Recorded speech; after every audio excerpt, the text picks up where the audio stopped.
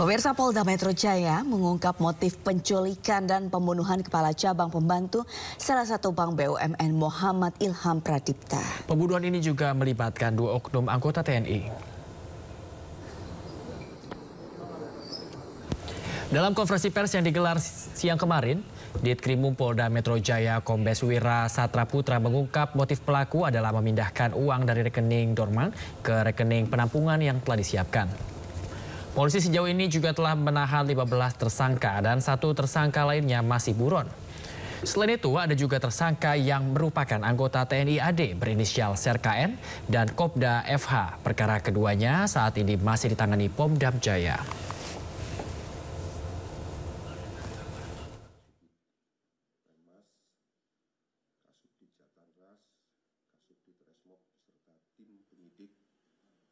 Ditreskrimum Polda Metro Jaya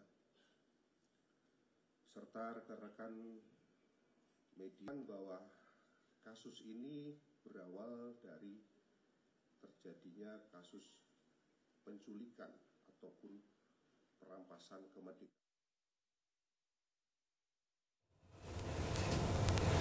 Ya, penasihat hukum keluarga Ilham Pradipta rencananya akan mendatangi Polda Metro Jaya hari ini untuk menindaklanjuti kasus pembunuhan yang kemarin diungkap polisi. Untuk mengetahui informasi terkini telah terhubung dengan Henry Aprila di sana. Henry, apakah ada informasi terkini dari Polda Metro Jaya terkait dengan kasus ini? Sabrina, Bayu, dan juga Pak Pedesa, informasi terbaru yang kami terima ini memang rencananya dari pengacara keluarga Kepala Cabang BRI ini rencananya akan menuju ke Polda Metro Jaya, yang kemudian informasi yang kami terima ini akan tiba tepat pada pukul 1 siang nanti waktu Indonesia Barat. Namun informasi sementara yang kami terima ini informasi terakhir yang kami dapatkan bahwa kemarin juga telah digelar konferensi pers yang kemudian ini membahas berkaitan dengan 15 tersangka yang sudah ditetapkan. Dalam hal ini adalah berkaitan dengan penculikan maupun pembunuhan dari Kepala Cabang yakni Ilham Pradipta, yang dimana ini merupakan Kepala Cabang dari Bank Rakyat Indonesia. Dan kemudian Bayu dan juga Sabrina, untuk informasi tersebut pun kami menerima bahwa dalam hal ini motif dari pembunuhan ini memang berkaitan dengan adanya keinginan untuk pemindahan uang dari rekening yang tidak aktif untuk dipindahkan ke rekening penampung. Dan kemudian juga ada 2 rencana yang memang juga telah direncanakan sebelumnya, yang dimana ini pun juga melibatkan ataupun keterlibatan prajurit TNI AD yakni Kopda FH yang sudah dikonfirmasi dari polisi militer Kodam Jaya, dimana dalam hal ini merencanakan berkaitan dengan pertama melakukan penculikan lalu pemaksaan untuk bisa mendapatkan kode untuk bisa melakukan pemindahan uang yang diinginkan dari rekening tidak aktif menuju ke rekening penampungan. Yang kemudian juga dari indikasi ini pun juga dari pihak salah satunya pelakunya yakni prajurit TNI AD juga telah melakukan pemanggilan sejumlah pelaku dengan pemahaman di bidang IT untuk melakukan pembobolan ataupun verifikasi kode yang kemudian juga dikonfirmasi memerlukan kode dari Kepala Cabang, sehingga ini yang melibatkan ataupun adanya motif untuk melakukan penculikan dan pemaksaan untuk mendapatkan kode tersebut. Namun dalam melakukan indikasi ataupun eksekusi tersebut ini dilakukan pembunuhan yang memang ditemukan di wilayah Bekasi dengan kondisi yang mengenaskan, yang dimana kondisinya kepala dan juga kaki dan juga tangan dalam kondisi terlilit lakban maksud kami. Adapun juga selainnya itu, informasi yang kami terima bahwa dari 15 pelaku tersebut, ini pun juga 1 pelaku masih dilakukan pencarian ataupun DPO, yang kemudian ini juga dibagi menjadi 3 klaster. Yang pertama melakukan penculikan, yang kedua adalah melakukan pengintaian, dan yang ketiga adalah melakukan pengeksekusian. Dan tentunya juga tidak hanya itu, untuk saat ini pun kami awak media masih menunggu konfirmasi kehadiran dari pihak pengacara keluarga dari Kepala Cabang ataupun korban yakni Kepala Cabang BRI, yang kemudian pun sampai sejauh ini di pagi hari ini maksud kami Bayu dan juga Sabrina, kami belum menerima informasi terbaru berkaitan dengan update dari setelah adanya konferensi pers yang digelar oleh Direktorat Reserse Kriminal Umum. Sementara Bayu dan juga Sabrina, kembali ke Anda. Baik, terima kasih Henry Aprila melaporkan langsung dari Polda Metro Jaya. Selamat bertugas kembali. Ya, pemirsa, rombongan tim nasional futsal Belanda beserta ofisial tiba di Indonesia melalui Terminal 3 Bandara Internasional Soekarno-Hatta, Tangerang, Banten. Kedatangan timnas futsal Belanda ini untuk berlaga pada turnamen bergengsi Aqua Futsal Four Nations Cup 2025 di Jakarta.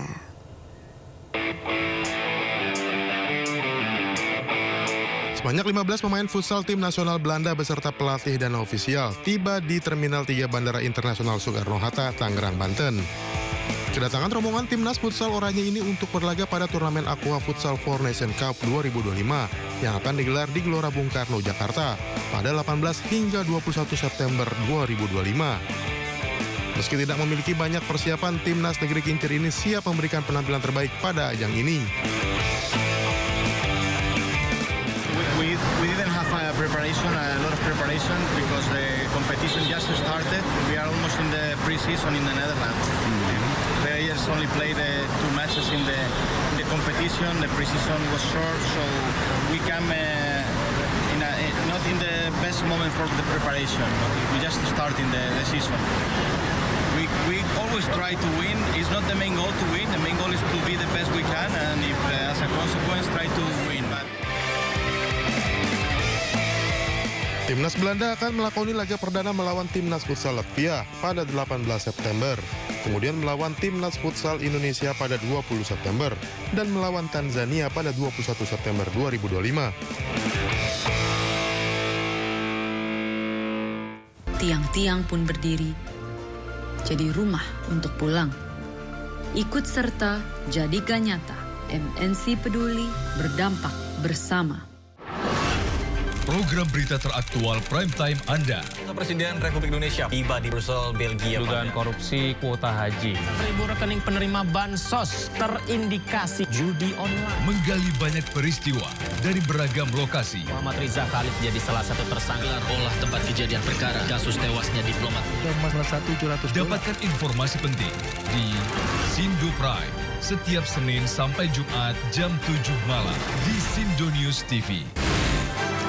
Sumber berita aktual tersaji lengkap di sini. 7 pelaku dalam kasus Hezbollah meluncurkan Sindo Today. Satres narkoba. Hujan deras disertai mobil rombongan wartawan. Sindosia. Korban meninggal dunia dan Indonesia, seorang terluka dalam.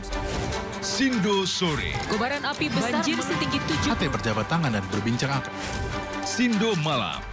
Sindo News TV. Beyond Headline. Kasus hukum dan politik di Indonesia. Berencana menerapkan program wajib militer bagi anak-anak bermasalah, terutama mengedepankan objektivitas dan juga fakta yang ilmiah.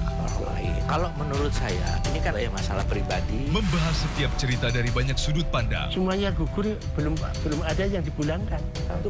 Satu pun terkecuali di dalam. Jangan lewatkan Inside Story di Sindo News TV. To the point aja. Di Jokowi itu ada tim. Membahas berbagai isu politik terkini bersama narasumber yang kredibel. Bagaimana ininya? Oke. Bawahnya ada bunker, tempat naruh uang. Di rumahnya siapa? Jokowi. Jadi orang asal hati ya masyarakat. Membahas berbagai isu politik terkini. Roy Suryo ya, terus si Rismon Pipa 100% masuk bui. Bersama narasumber yang kredibel. To the point aja. Jumat pukul 9:30 malam di Sindo News TV.